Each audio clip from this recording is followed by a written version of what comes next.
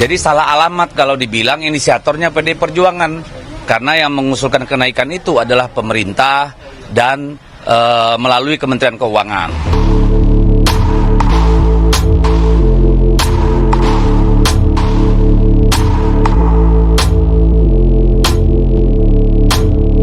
Saya merekomendasikan di rapat paripurna ini mendukung Presiden Prabowo. Pertama, menunda atau bahkan membatalkan rencana kenaikan PPN 12%. Kemudian, anggota DPR RI dari fraksi Partai Gerindra, Novita Wijayanti, merespons pernyataan PDIP tadi.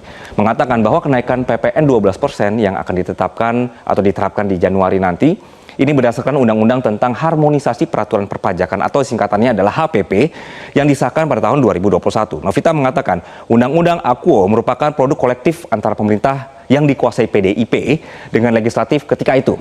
Jadi di mana salah satu poin pentingnya mengenai kenaikan tarif pajak pertambahan nilai atau PPN menjadi 12%. Novita bilang, pemirsa, yang sejatinya justru mereka yang mengusulkan dan memutuskan. Sekarang seolah-olah melempar kesalahan kepada Pak Prabowo, di mana Pak Prabowo baru menjadi presiden 2 bulan.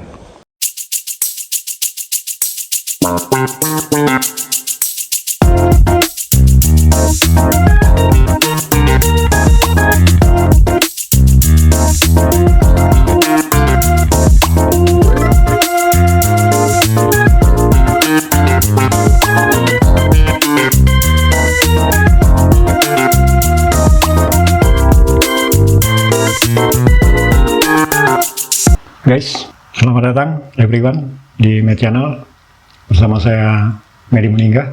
Menarik kali ini kisru mengenai pajak PPN ya. Ada banyak pihak yang muncul tiba-tiba menjadi pahlawan kesiangan ya, menjadi pahlawan untuk masyarakat, mencari empati-simpati. Tapi di saat yang bersamaan ternyata ada hal-hal yang mengejutkan, karena ternyata hal ini sudah dibahas dan ditetapkan sebelum Prabowo menjadi presidennya, dan tentunya ini menjadi bahan gorengan yang tidak ada habis-habisnya. Jadi menarik, kita saksikan saja langsung guys. Let's see and play, 3, 2, 1, let's go. Partai Demokrasi Indonesia Perjuangan menyebut kenaikan tarif pajak pertambahan nilai menjadi 12% sudah tercantum dalam usulan revisi UU tentang Ketentuan Umum dan Tata Cara Perpajakan RUU KUP. Pemerintahan Joko Widodo disebut sebagai pihak yang mengusulkan hal itu ke DPR RI. Pernyataan ini disampaikan oleh Wakil Ketua Komisi 11 DPR fraksi PDIP Dolvi Otnil Frederick Palit pada Minggu 22 Desember 2024. Dolvi mengakui kenaikan tarif PPN dari 11 menjadi 12% mulai 2025 memang menjadi amanat dari UU Harmonisasi Peraturan Perpajakan atau HPP. Ia menegaskan Presiden RI Prabowo Subianto sebenarnya bisa saja menetapkan tarif PPN bahkan lebih rendah dari 11%. Hal ini sesuai pasal 7 ayat 3 UU HPP dan didasarkan dengan pertimbangan bahwa kenaikan atau penurunan tarif PPN bergantung pada kondisi perekonomian nasional. Sebelumnya, Waketum Partai Gerindra Rahayu Saraswati Joyo Hadikusumo mengaku heran PDIP mengkritik rencana kenaikan PPN menjadi 12%. Sebab saat itu, kursi Ketua Panitia Kerja RUU HPP dijabat oleh kader PDIP sendiri. Menurutnya, banyak anggota partainya yang saat itu hanya bisa tersenyum dan geleng-geleng tertawa mendengar respons kritis PDIP itu. Diketahui RUU KUP berganti nama menjadi RUU Harmonisasi Peraturan Perpajakan HPP. RUU ini dibahas bersama antara pemerintah dengan DPR melalui Komisi 11, di mana kala itu Dolvi menjadi Ketua Panja RUU HPP. RUU HPP kemudian disahkan dalam rapat paripurna DPR RI pada 7 Oktober 2021. Oke, kisru kenaikan pajak atau PPN ya, dan yang membuat kita mungkin geleng-geleng kepala karena ternyata orang-orang terdepan yang menolak, memprotes ya, mengenai kenaikan pajak PPN ini adalah elit-elit dari Partai Banteng ya, Deddy Sitorus dan anggota DPR dari PDIP ya, fraksi PDIP, dan masih banyak yang lain. Ternyata justru ketua panjanya waktu undang-undang ini disahkan adalah dari PDIP ya, mereka yang menyetujui, mereka yang membuat produk ini bersama dengan tentunya dengan fraksi yang lain. Tapi di saat ini justru mereka yang menjadi pahlawan terdepan ya, untuk kehidupan masyarakat. Mereka ingin menjadi pahlawan kesiangan kayaknya. kita masyarakat udah bukan orang-orang yang bodoh ya, yang bisa dikadal-kadalin ya. Ini sangat clear, jadi masyarakat bisa menempatkan mana yang benar, mana yang salah. Tentunya fakta ini nggak bisa dipungkiri. Kayaknya ini juga digoreng ya untuk menyalahkan seorang ex-presiden yang dicap pengkhianat. Tidak ada habis-habisnya, tidak berhenti sampai di situ. Ini digoreng terus. Semoga kita masyarakat bisa wise ya, bijaksana dalam menyikapi berita-berita yang terjadi saat ini. Oke? Jadi pemirsa, siap tidak siap, kenaikan PPN menjadi 12% kini menjadi perhatian kita semua karena muncul ragam respons di masyarakat. Apalagi barang-barang yang terkena PPN juga langsung berhubungan dengan kehidupan sehari-hari. Misalnya kita sebut tas, pakaian, sepatu, kemudian alat elektronik, produk kecantikan, termasuk juga jasa layanan streaming musik dan juga film.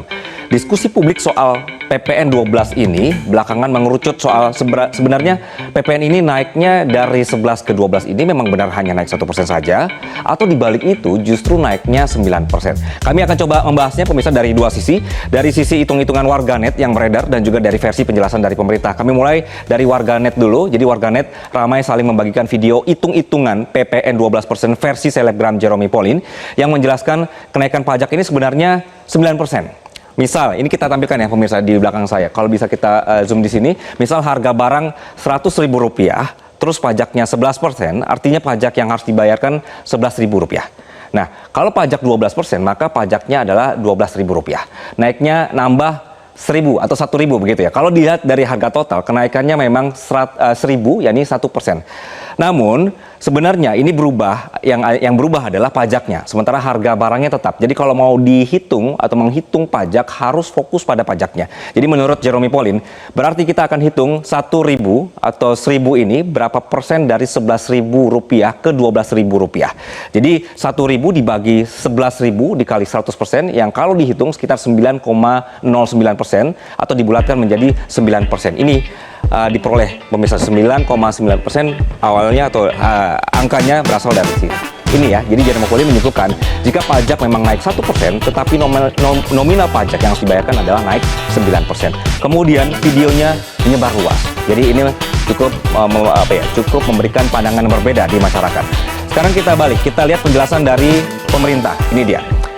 Direktorat Jenderal Pajak atau DJP Kementerian Keuangan menyebutkan bahwa kenaikan tarif PPN dari 11% menjadi 12% hanya akan ada tambahan harga sebesar 0,9%.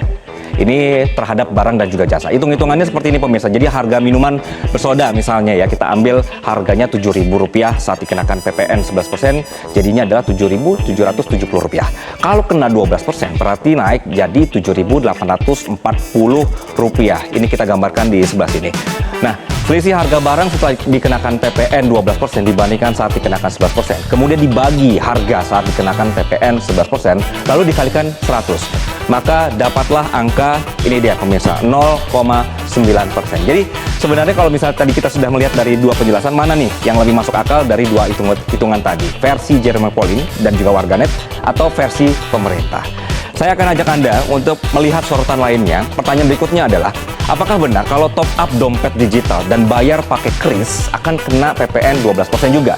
Direktur Penyuluhan Pelayanan dan Hubungan Masyarakat DJP, Dwi Arsuti menyebutkan bahwa transaksi uang elektronik dan dompet digital selama ini dikenai PPN. Dwi menjelaskan PPN 12% akan dikenakan ke konsumen pengguna jasa layanan uang elektronik atau dompet digital, nilai uang yang diisi atau top up, nilai saldo, atau transaksi jual beli. Artinya, ketika PPN naik menjadi 12%, tarif tersebut juga berlaku untuk transaksi uang elektronik dan dompet digital. Itu hitungannya seperti ini, pemirsa. Jadi misal saya mengisi ulang atau top up itu adalah uang elektronik sebesar Rp1 juta, biaya top up-nya kemudian sebesar Rp1.500. Yang jadi dasar pengenaan pajak adalah biaya top up-nya ini. Jadi saat PPN masih 11%, berarti 11% kali Rp1.500 adalah sekitar Rp165. Maka yang harus dibayarkan adalah Rp1.665. Dengan kenaikan PPN 12% misalnya, pemirsa, dengan tarif tadi Rp1.500 adalah menjadi Rp180. Maka yang harus dibayarkan adalah Rp1.680. Jadi kenaikan PPN sebesar 1% atau Rp15. Terus kalau pakai kris bagaimana? Begitu pertanyaan selanjutnya ya. DJP Kemenku menerangkan transaksi melalui kris merupakan bagian dari jasa sistem pembayaran. Merchant atau penjual yang akan terutang PPN atas jasa sistem pembayaran ini.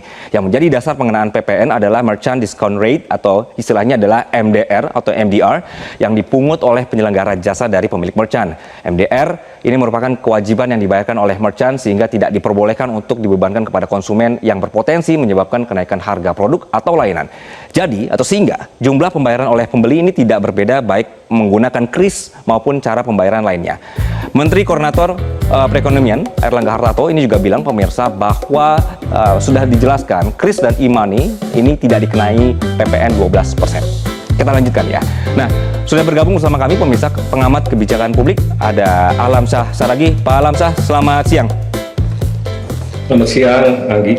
Oke, ini pembicaraan jadi kemana-mana ya, banyak versi ya, banyak apa sorotan-sorotan yang mengikuti. Jadi gini deh, jadi kalau misalnya 0,9 dan 9,0 ini, Pak Alamsyah, ini apa dampak masing-masingnya? Kalau dampak sih sama aja ya, menurut saya Sama aja. sebetulnya itu kan perbedaan itu tidak ada yang salah, karena masing-masing menggunakan asumsi yang berbeda. Jeremy Powell itu mau melihat berapa besar kenaikan pajak dibandingkan dengan pembayaran pajak sebelumnya. Jadi wajar kalau kemudian keluar angka 9% kira-kira. Itu hukum matematik biasa saja menurut saya, sederhana. Jadi kalau kasarnya kita bisa bilang ya kenaikan itu adalah 1/11 karena nambah jadi 12% kan sekarang, maka keluar angka 9%. Tapi kalau Dirjen Pajak yang ingin melihatnya dari berapa dibandingkan harga sebelumnya, harga barang ini bukan pajak yang dibayarkan, harga barang. Ya kalau dengan harga barang secara matematik juga akan keluar angka ya kira-kira 0,9% dari kenaikan. Rumus matematiknya sederhana. Kenaikan setelah 12% dengan pada saat 11% selisihnya berapa dibandingkan dengan harga barang awal yang nggak berubah itu ya 0,9%. Dua-duanya benar, konteksnya yang berbeda karena kalimatnya tidak pernah dituntaskan pada saat membahas. Ya, Pak Alamsyah, itu yang mau saya tanya berikutnya. Jadi sebenarnya ini kesalahan memang misleading informasi sehingga tak multitafsir atau bagaimana, Pak Alamsyah? Ya, menurut saya justru netizen ini kan berproses ya, tidak tuntas dalam menyampaikan ke publik, baik Jeremy maupun dari Ditjen Pajak, sehingga publik menjadi multitafsir macam-macam. Ada yang membayangkan wah harga akan naik 9%, bilang enggak, cuma 0,9%. Belum lagi nanti perguruan tinggi yang menghitung bahwa inflasi bisa naik 1,34% dan lain sebagainya, sementara dalam kalkulasi biasanya nggak jauh, cuma 0,4% gitu. Itu polemik-polemik itu jadi panjang karena memang tidak pernah dijelaskan secara utuh. Jadi menurut saya tidak ada yang salah. Jeremy itu mau melihat berapa sih kenaikan pajak dibandingkan pajak sebelumnya ya, pembayaran pajak. Memang segitu.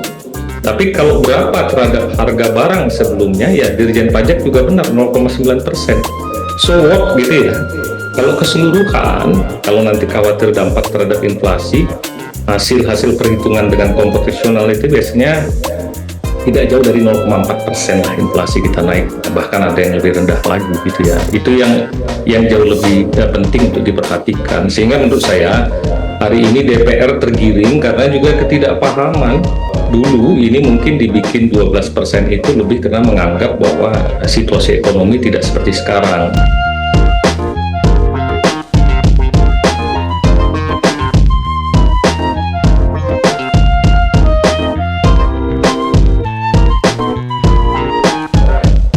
Tapi pun sebetulnya kalau dikenakan menurut saya kecil dampaknya gitu ya terhadap inflasi.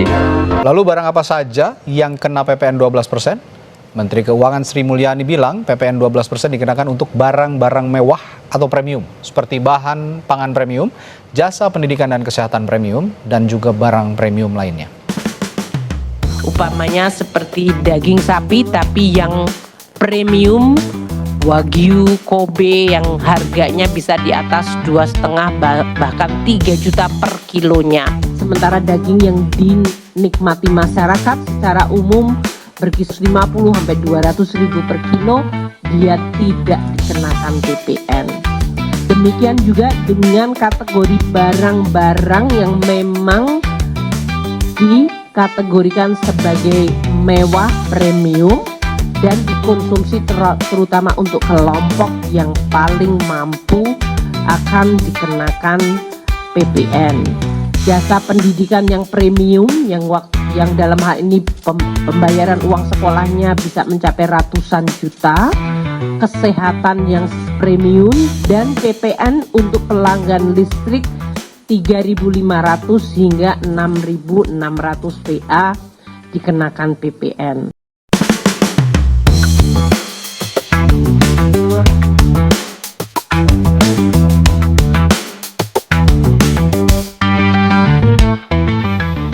Pemerintah putuskan sejumlah barang dan jasa akan dikenakan tarif PPN 12%, antara lain beras dalam kategori premium, buah-buahan premium, daging sapi premium yang berharga jutaan 1 kg, biaya listrik untuk rumah tangga yang menggunakan daya hingga 3.500 sampai 6.600 volt ampere. Selain itu juga jasa pendidikan berstandar internasional dan juga rumah sakit kelas VIP atau berstandar premium. Sebagai kompensasi penerapan PPN 12%, pemerintah juga memberikan sejumlah stimulus yang dinamakan paket stimulus ekonomi untuk kesejahteraan. Untuk sektor rumah tangga, pemerintah memberikan stimulus berupa bantuan pangan atau bebas untuk 2 bulan, yakni Januari dan Februari 2025. Bantuan pangan ini akan diberikan bagi 16 juta penerima. Masing-masing akan menerima 10 kg beras per bulannya.